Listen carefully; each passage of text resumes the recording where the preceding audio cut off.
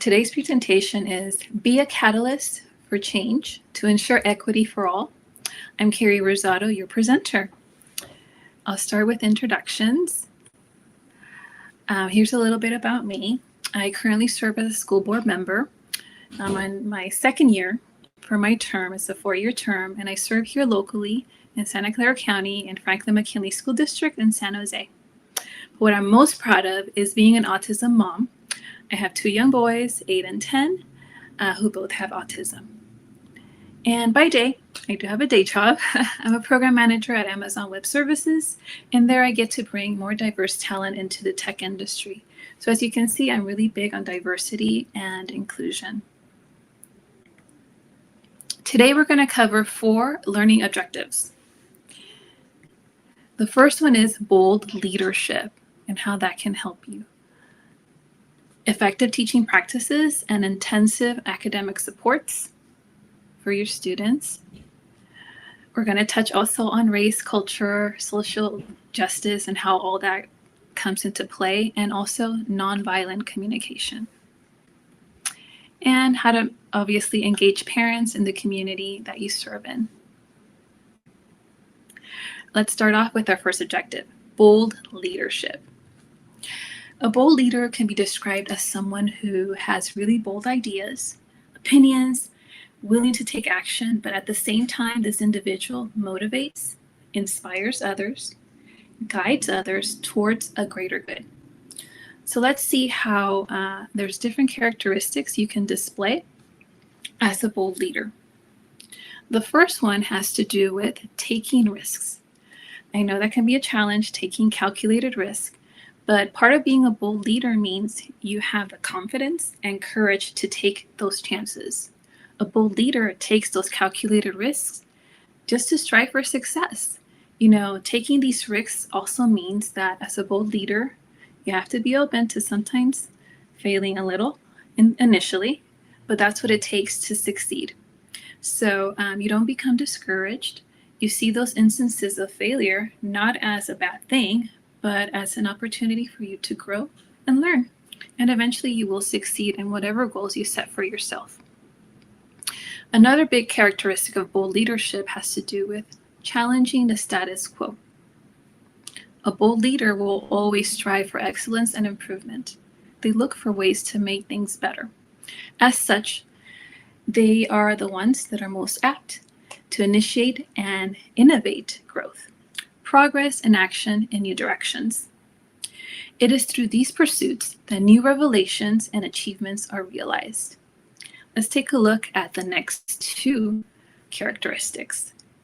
Driven by results. All types of leaders require having good vision and clarity to define the goals they're trying to pursue, right? So great leaders also identify key results that guide their strategies and decision making. However, these individuals tend to pursue bold missions that are disruptive, innovative, and creative. So you have to be open to challenge people who don't think the way you do. Not only do you have to keep an eye on the prize, but the prize is one that is truly exceptional. So you're looking to make that big, major impact in society. In the process, as a bold leader, you're able to achieve much more than others would have ever through positive social impact in society. Another major characteristic of a bold leader is someone who shows confidence in others, but also themselves. You know, a bold leader, for bold leaders, the saying that confidence is contagious is perfectly accurate. We are all naturally drawn to people who are confident. Bold leaders are great at this. Through their diligence and knowledge and continuous improvement, these individuals gain the confidence in their own capacity to succeed. This is a work in progress. They also learn to respect and trust in others. This is key. You don't become a leader on your own. You need others to support you in your leadership. This empowers others to perform at their best and help the organization accomplish its goals. Bold leadership characteristics create organizational environments that are conducive to great success, which is ultimately what we want. A couple more here, characteristics. We're covering 10. We're halfway there. A bold leader knows how to empower others to succeed. So you do this by appreciating the value of the human spirit and collective achievement. You know how to collaborate with others and encourage them. Not only do these individuals exhibit excellent leadership abilities, but they also empower others through mentorship and guidance. By aligning individual goals with organizational objectives, these bold leaders greatly enhance chances for success while celebrating the successes of others along the way. So you also empower others to succeed the way that you do. A bold leader also knows how to delegate. You can't do everything on your own. You need support, right? Bold leaders are a great judge of character and skill, and they foster a culture of trust, respect, and confidence. That's a great way to draw people to you. And these attributes allow them to effectively utilize others' talents efficiently and effectively to achieve a common goal. This creates an environment where others excel and organizational goals are realized. Bold leaders realize the importance of team-based approaches to success. And we're going to touch a little bit more on that. Other characteristics are acting ethically and responsibly. What does this entail? Core features of great leaders are their ability to be self-aware and know their own values. Through these insights, bold leaders proceed with integrity and honesty, which are qualities we are all drawn to. It makes it easier to follow a strong leader. These bold leaders hold themselves accountable for the decisions they make, as well as their organizations and the performance. By allowing integrity and ethics to be their guide, they have the confidence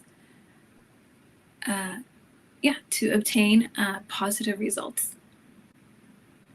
Another major characteristic of a bold leader, they're champions for change and diversity, which honestly takes a lot of courage to do, to make impact.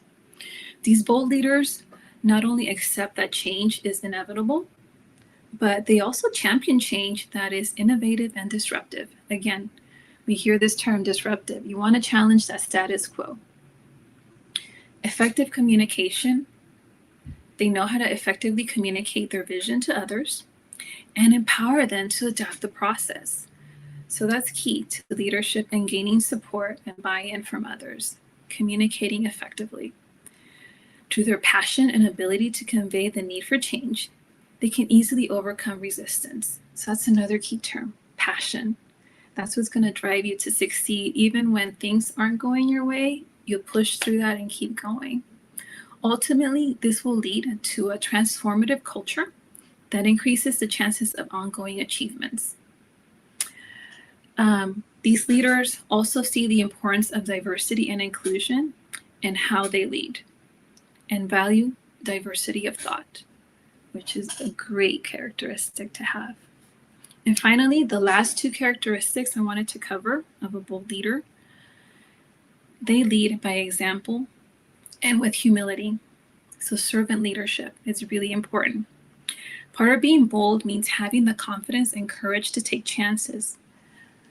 These bold leaders take these calculated risks in striving for success.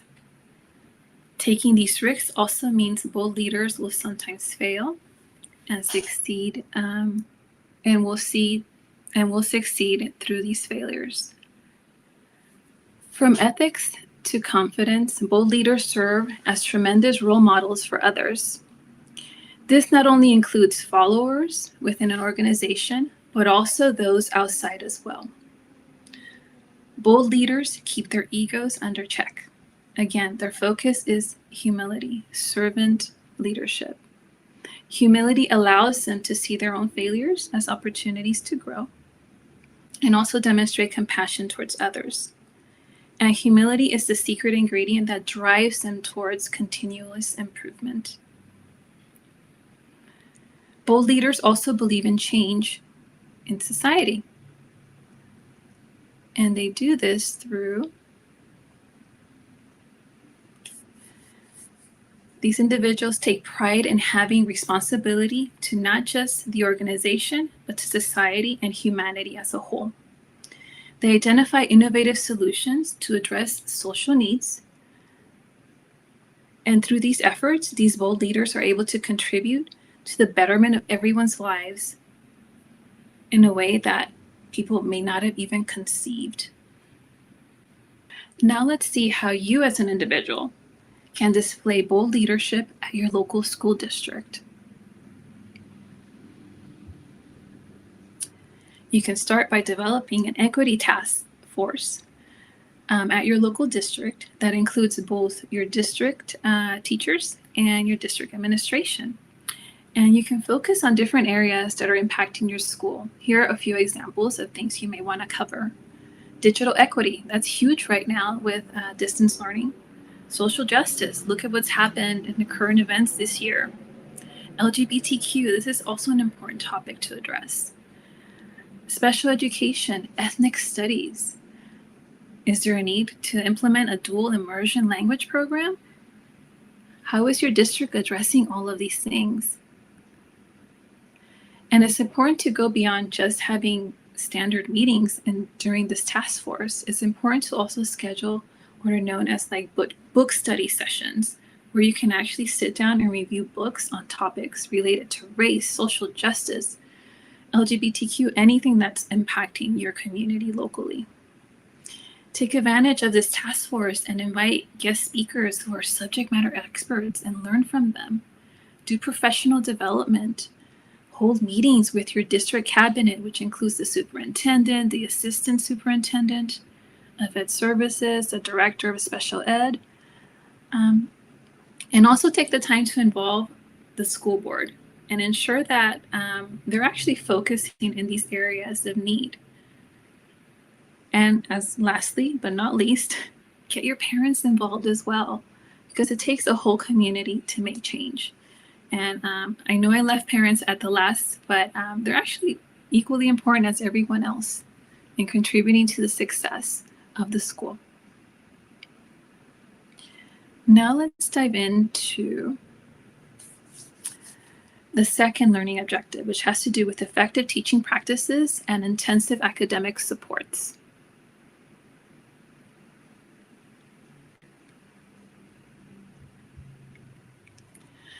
I'm going to touch a little bit on MTSS, which stands for Multi-Tier System of Support. This is actually a framework that includes academics, social emotional learning, and behavioral learning. Here in Santa Clara County, one of the aspects that MTSS covers is positive behavioral supports. What does this mean? For starters, we want to make sure that students have the proper support system to succeed in school, so that when behaviors arise, we're not prone to go for a more punitive solution, such as suspension or expulsion. We want to make sure the student is well supported. So we'll want to ask ourselves, what support systems do we have in our school, in our district, to support, say, foster youth, students who are homeless? You know, they face a lot more challenges. How about those students who are LGBTQ and identify as such? What support systems are out there for them? How about students with disabilities? What support systems does your local school or district have as a whole?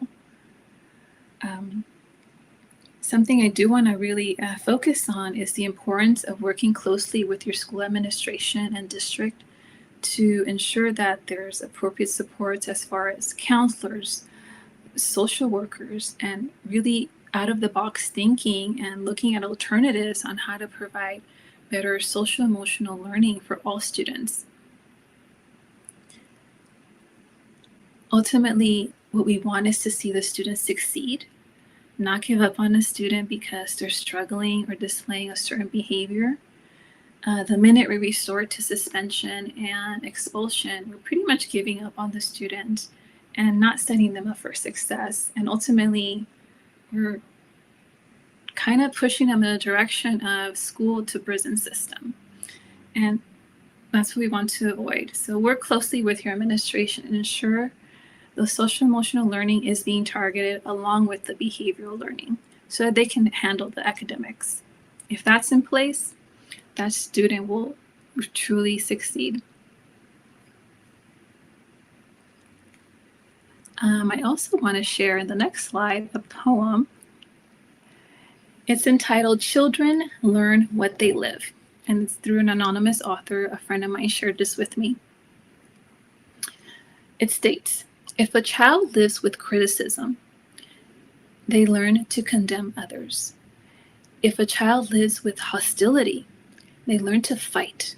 If a child lives with shame, they learn to feel guilty. If a child lives with tolerance, they'll learn to be patient. If a child lives with ridicule, they'll learn to be shy. If a child lives with encouragement, they'll learn to be confident. And if a child lives with fairness, they learn justice. If a child lives with security, they learn to have faith in others. If a child lives with approval, they learn to like themselves.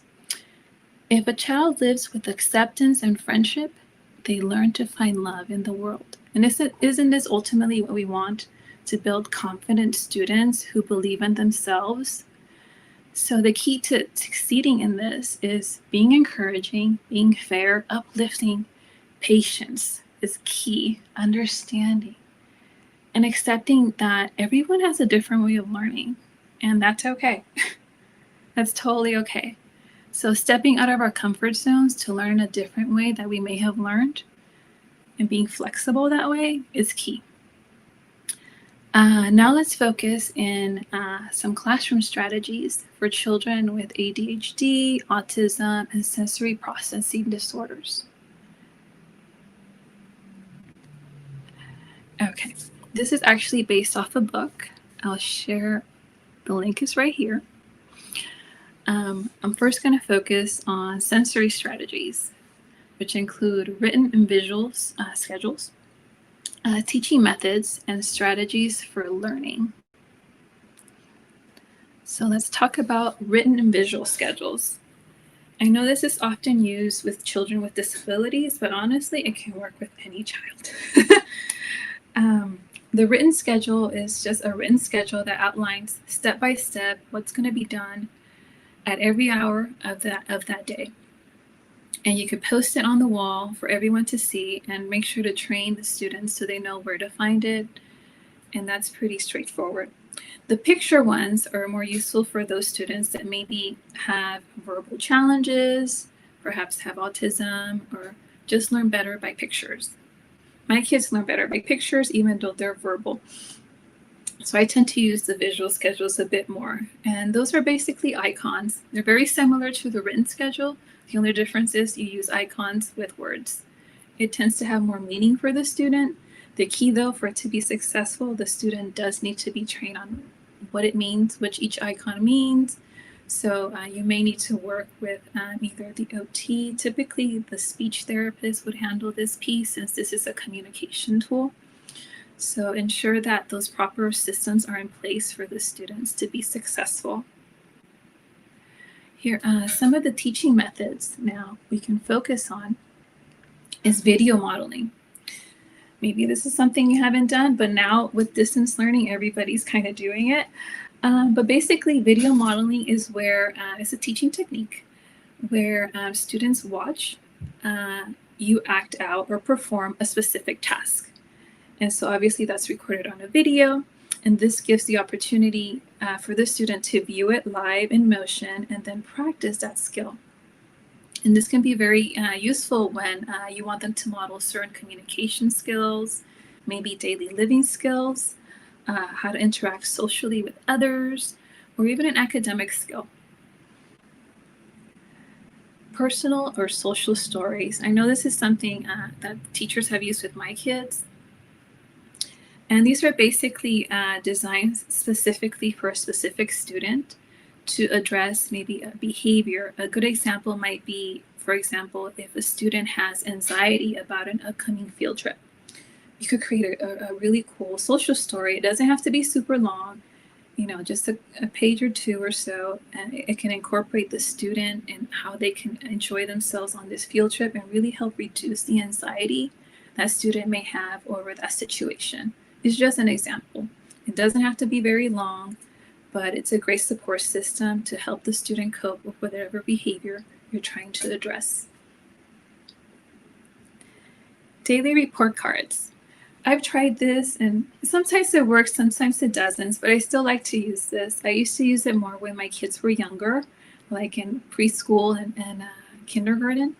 Now my oldest is in middle school, but these daily report cards or notes are like a communication tool between the parent and the teacher to kind of set goals, but also kind of just communicate more effectively. An example could be, you could maybe track how often the student stays in line, if that's a requirement, and that's a goal they're working on. If they are able to stay in line 3 out of 5 times per week, or they follow the PE rules 3 out of 5 times, or they completed their classwork 3 out of 5 times. And it's just a nice way to kind of keep track of the progress the student is making while at the same time communicating effectively with the parents. So it's an efficient way of doing it, and it can work. I know it can be a tedious thing, but it's definitely worth trying. Strategies for learning. This one's interesting. So I'm sure many of you may have experience with weighted vests and the weighted lap blankets. Typically, you do want to work in collaboration with occupational therapists just to figure out a good schedule for when to use it, how often the child should wear it, because you don't want them to wear it the entire day. They'll get used to the weight and then it'll become less effective. So work with them, as this can be a really good tool to help them self-regulate, calm them down, and put them in a place where they can actually focus and be ready to learn whatever they need to learn that day. Movement breaks. I incorporated this in my son's IEP because they both need it, especially my older one who used to elope, literally run out of the classroom. A great way to do this is to figure out when to take those breaks, what triggers the student and how often they should be taking the breaks, and what they should do during those physical breaks. They don't necessarily need to leave the classroom and go for a walk. They might be able to do something locally within the classroom to take that mental break. And a great way to not single out the student is to incorporate the entire class in the movement breaks. I've seen where teachers will post a video on YouTube or something and get all the kids to stand up and start moving around, and that's great. Do it as frequently as you can. We all need that sense of motion. Other things you can incorporate are maybe a parachute activity or yoga, or even just have the student do jumping jacks in a little corner in the room, just so they get those wiggles out. Fidgets. That's something you'll have to work with the OT again to see what are the appropriate fidgets. And fidgets are basically like, I'm going to use the term toys. Basically, they're little toys. They're little squishy toys that kind of help you reduce stress. There's different things you can use. It's best to work with the occupational therapist supporting that student to figure out what's best suited for them. Oral motor and activity tools. This is something you'll probably have to work with in collaboration with the parents. Typically, I know in the past I had to provide this for my kids. I used to have to give them little chewy necklaces or chewy chews because they would either chew on their clothes or chew on things that weren't edible, like erasers. So definitely work with the parents and the OT as well on using chewy tubes, or have parents provide like crunchy snacks like dried Cheerios or something like that the kid can kind of munch on and get that oral sensation that they're seeking. So again, working with the OT would be very beneficial in this sense. Positioning. I know traditionally we all expect our students to sit at a chair, but for some students, especially ADHD or autism, it's really hard to sit for long periods of time. So here's where showing flexibility is key, and maybe working out a way for where the student can maybe stand from time to time. You could even post their classwork on the board and they could just do it standing. Maybe have a place where they can sit down on a cushion or on the floor and just maybe do silent reading or something. Having that sensory space in the classroom is key to just making the room more accommodating for students that may need that level of support. And obviously headphones or music. Some students have sensory issues with hearing and are more sensitive, and just to block out noise and focus, having a headphone really helps. For other students, just listening to calming music helps regulate them and put them in the setting where they can calm down and focus on what they're doing. So those are just a few techniques that I've seen have worked with the teachers that have worked with my kids. And so I thought I'd share them with you. Self-care. I did want to touch on this because I do feel it's directly connected to having a good teaching strategy. Teachers have a lot of work to do, and they have to work with a variety of students that are at totally different levels. And it's important to take care of yourselves, basically. Focus on practicing mindfulness. That way you can keep that positive mindset, and practice letting go of the stresses that are consuming you. Yoga is a great technique. Even writing in a journal, or just practicing meditation. These are all different techniques that I personally have used. I have a stressful job working at AWS, and sometimes I just need to just let go of the stress and focus on other things. And so that's helped me personally to just de-stress. Self-care is key to being successful in anything. Our next learning objective that I wanted to touch on has to do with race, culture, social justice, and nonviolent communication. Here's a really nice quote I want to share from Dr. Martin Luther King. He states that injustice anywhere is a threat to justice everywhere. So let's talk about social justice. We can define this as the view that everyone literally in the world deserves equal economy, political and social rights, and opportunities. Social justice also encompasses or defends people's rights when it comes to being discriminated against, when it comes to racism. Discrimination based, which is basically discrimination based on race, is another huge issue that most societies are currently being impacted by, especially here in the US. And it can make it hard for people to find work, live in a peaceful environment, even marry who they want to, and other issues. A major trait of social justice is that people of every race can live and have equal opportunities. I also wanted to touch on unconscious biases. This basically has to do with stereotypes, social stereotypes about a certain group of people that individuals have just formed based on their own awareness. So things we'll want to look out for.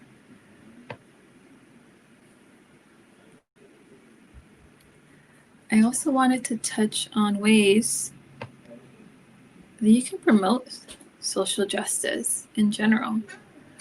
Spread the word. What does that mean? That means that you as an individual become active in spreading empowerment and empowering information, whether it's through the word of friends or family, or through social media,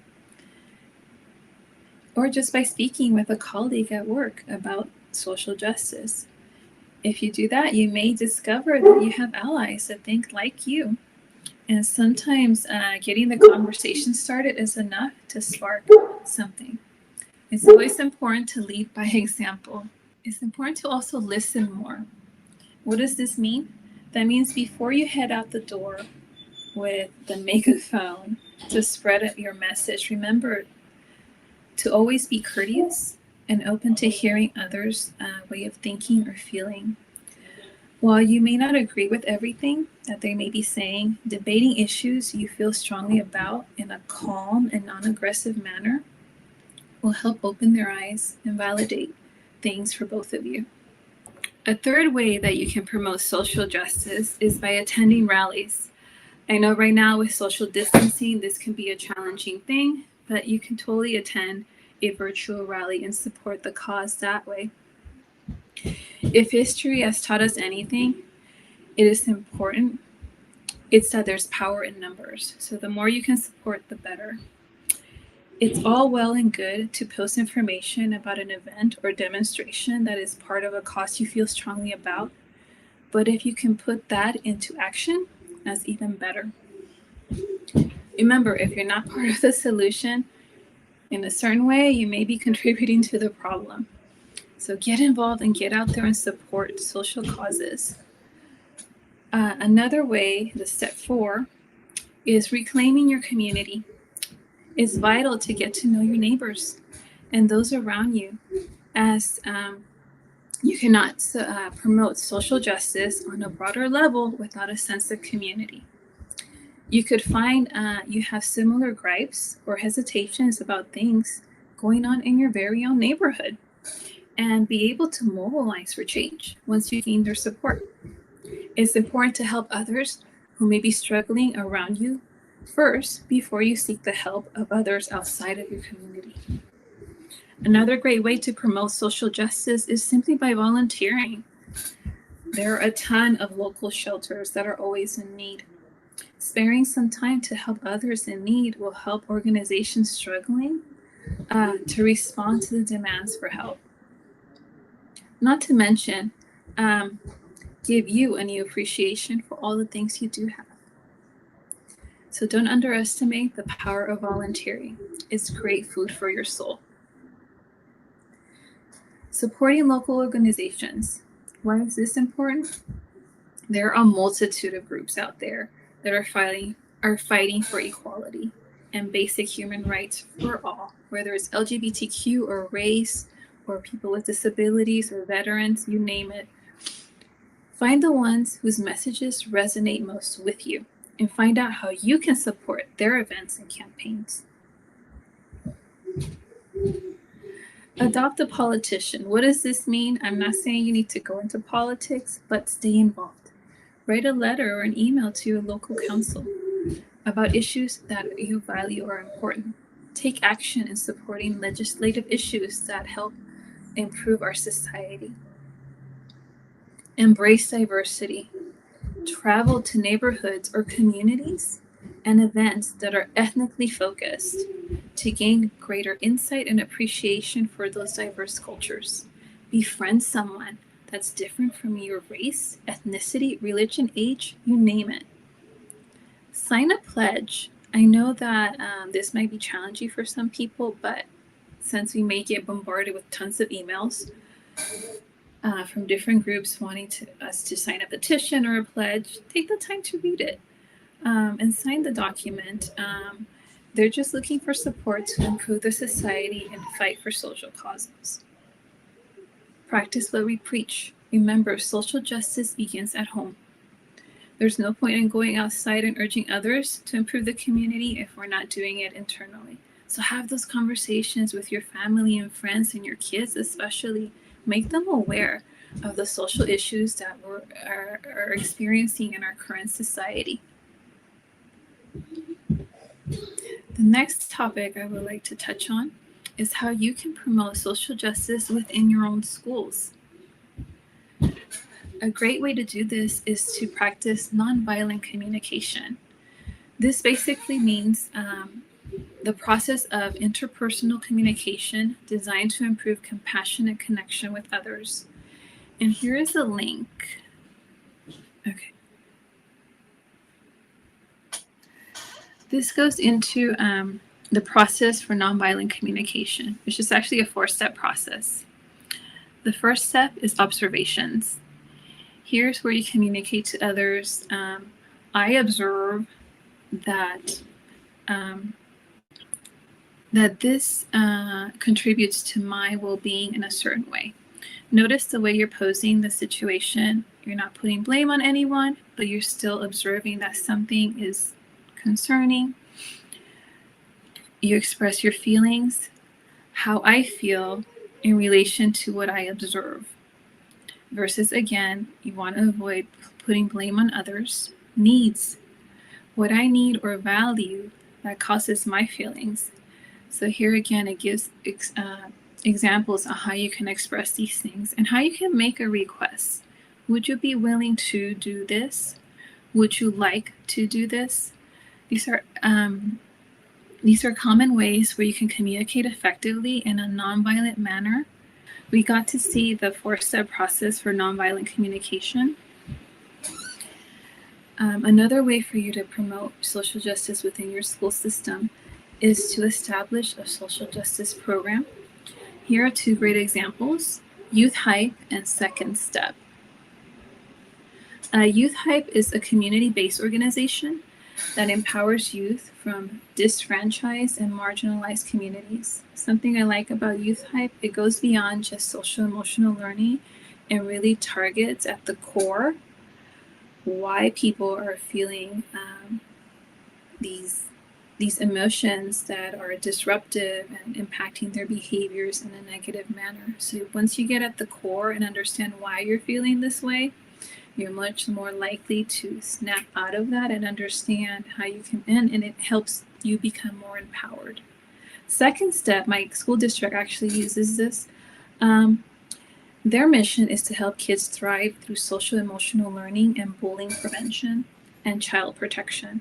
And so I've seen it in action. It seems to be pretty effective. So that's another social justice program you may want to consider. And another great thing or tool to do is establish ethnic studies. I know this has become more visible this year. I know our district adopted a policy regarding this, and we're working towards that. I know other school districts that are further along with this, but I know the local school, Santa Clara County Office of Education, has hosted workshops in regards to this, so definitely worth looking into to continue to promote social justice. Something I also want to touch on, our final learning objective, has to do with parent and community engagement. Why is this so important? As we all know, in order for students to truly be successful, the more involved parents are, the more likely they are to succeed. Here are some great ways in order to do this. One way is to just do it through effective and consistent communication. That's truly the key. The more effectively we communicate as a district, as a school, or as an individual with the parent as far as how their student is progressing or what we're encountering, the better off they'll be. I know sometimes language can pose a challenge. Something my district has adopted is using what's called the language line, and that makes it more easier for parents to communicate in their own language. So that's something worth looking into, the language line. Another great way to communicate effectively with parents, and I know some schools do this, not others, through social media. A lot of people use Facebook for their own school. They have a Facebook site for the specific school site, and they communicate that way effectively, or through mobile apps. That's another great way to doing it, or simply by phone calls. I mean, that's another important way of doing that, or scheduling those parent-teacher meetings. Something I've seen some of the stronger schools do, establishing that parent-teacher association. I know right now with distance learning, everything's up in the air and it's much harder to do, but it's really important to have those established organizations like PTAs to keep parents engaged and involved with planning things and activities in the school and staying connected to the teachers and their school system. So, in conclusion, what are our key takeaways? Our key takeaways involve how we can establish a task force to address these inclusive needs. One we discussed in the beginning is starting an equity task force. Another is by attending equity conferences such as these and others, starting a book study session within that task force where you cover different topics that fall under the inclusion umbrella. It might be race, social justice, it might be ethnic studies, it might be just learning more about LGBTQ issues and how to support students. Whatever it is that you're addressing within that equity task force, it needs to be openly discussed. And having that book study session will be really essential.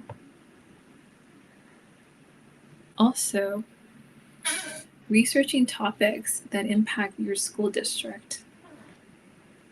Inviting guest speakers that are subject matter experts and learning from them. This can be done, in your professional development sessions. And again, yes, doing professional development. Holding meetings with district leadership, which involves the superintendent, his entire cabinet, like the assistant superintendent of ed services, the director of special ed, and others. And don't forget to involve the board and ensure that they're also in line with what you're trying to achieve. And obviously parents as well. Another key takeaway I would like you to walk away with is what community resources exist out there for inclusive education. I list the Santa Clara County Office of Ed first because obviously they host the Inclusion Collaborative, which is a great resource if you're looking to bring more inclusive education to your district.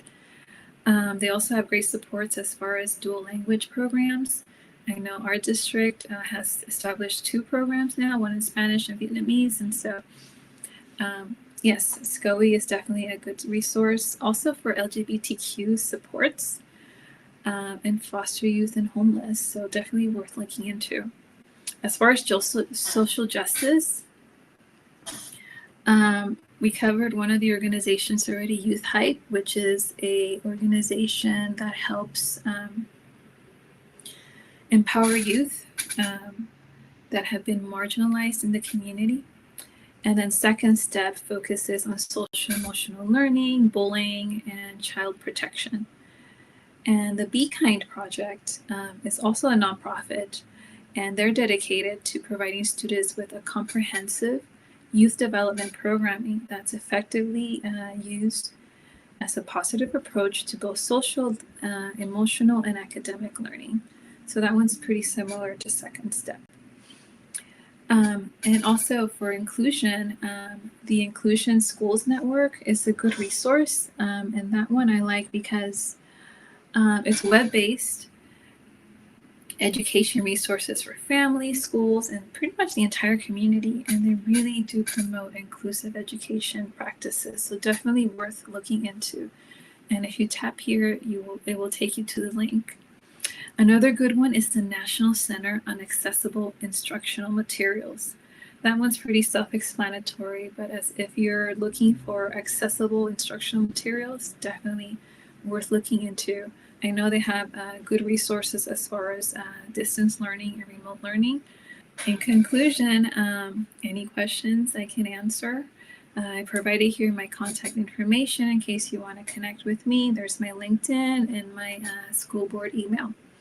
So look forward to hearing from you. Thank you for joining me today.